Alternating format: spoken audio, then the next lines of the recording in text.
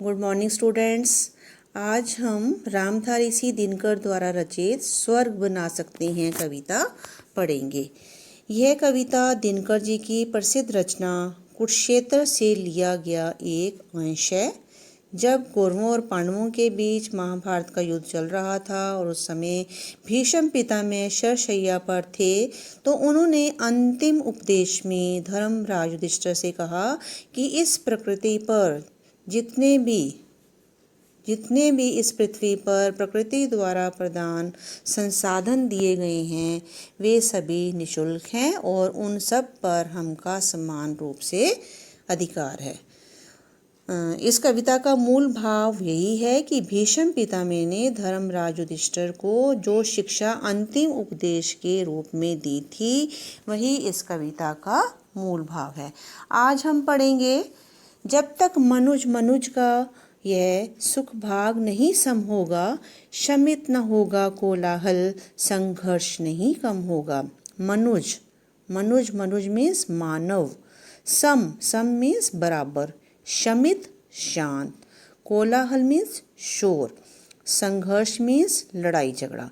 तो इसमें कवि कह रहे हैं कि जब तक मनुज का यह सुख भाग नहीं सम होगा, कि जब तक प्रत्येक मानव सबको समान रूप से नहीं देखेगा, जब तक सबको समान सुख भाग नहीं मिलेगा, तब तक शमित न होगा कोलाहल, शमित मीन्स शांत, कोलाहल मीन्स शोर, तब तक इस पृथ्वी पर लड़ाई झगड़ा चलता रहेगा और यह टकराव का शोर सुनाई देता रहेगा।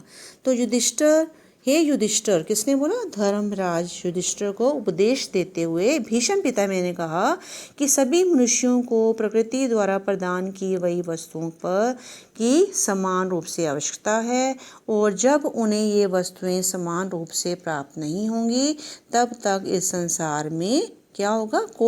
कोलाहल मीन्स संघर्ष चलता रहेगा, लड़ाई झगड़ा चलता रहेगा और टकराव का शोर सुनाई देता रहेगा।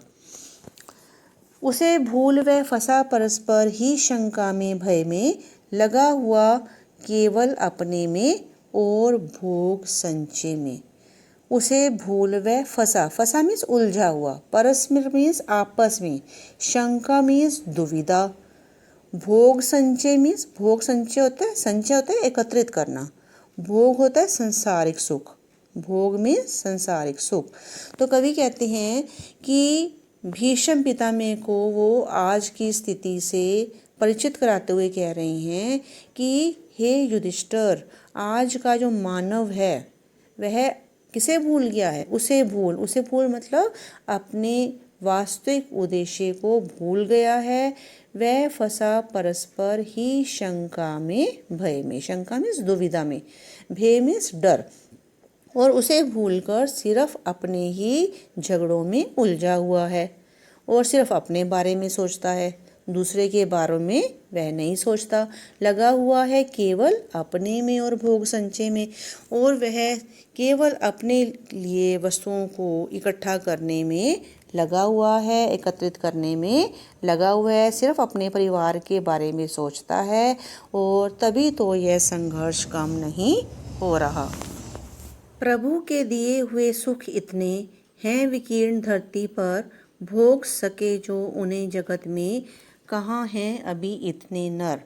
कवि का कहना है कि ईश्वर ने इतने सुख मनुष्य को दिए हैं, अनेक प्रकार के सुख दिए हैं विकीर्ण धरती पर, विकीर्ण मीन्स फैले हुए, और धरती पर चारों ओर असीमित सुख फैला हुआ है, लेकिन उसका मनुष्य सदुपयोग नहीं कर रहा। भोग सके जो उन्हें जगत में, कहाँ हैं अभी इतने नर।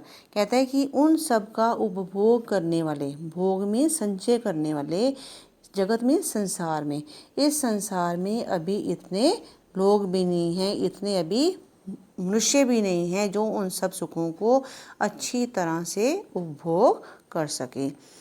प्रभु के अनेक उपहार दिए गए हैं, धरती पर अनेक प्रकार के सुख दिए गए हैं। भीष्म पितामह युधिष्ठिर को उपदेश देते हुए कह रहे हैं कि ईश्वर ने तो इतने सुख दिए हैं, इतने अधिक मनुष्य पृथ्वी इस पर है ही नहीं जो उन सब सुखों का उपभोग कर सकें, जो उन सब वस्तुओं का उपभोग कर सकें, भोग सके जो उन्हें जगत में कहाँ हैं अभी इतने नर। कहते हैं कि मनुष्य जो हैं वो कम हैं और जो वस्तुएं जो हैं वो पृथ्वी जो प्रकृति द्वारा प्रदान सुख हैं वो उससे कहीं अधिक हैं। कहने का तात्पर्य ये है कि पृथ्वी पर मनुष्यों के अनुपात में सुख बहुत अधिक है। सब हो सकते तुष्ट, एक साथ सब सुख पा सकते हैं, चाहे तो पल में धरती को स्वर्ग बना सकते हैं। तो कवि कहता है कि अगर मनुष्य स्वार्थ रहित हो जाए और सभी वस्तुओं को, सभी सुखों का समान रूप से उपभोग करे तो सब खुश होंगे, सबको समान रूप से वस्तुएं मिलेंगी और सब मनुष्यों को पूरी तरह से सुख प्राप्त हो सकता है। तो इसके लिए क्या करना होगा, हम सबको आप मिलकर संतुष्टि करनी होगी, समान रूप से संतुष्टि करनी होगी, समान रूप से वस्तुओं का उपभोग करना होगा, हमें स्वार्थ रहित होना होगा, तब हम इस धरती को भी स्वर्ग बना सकते हैं।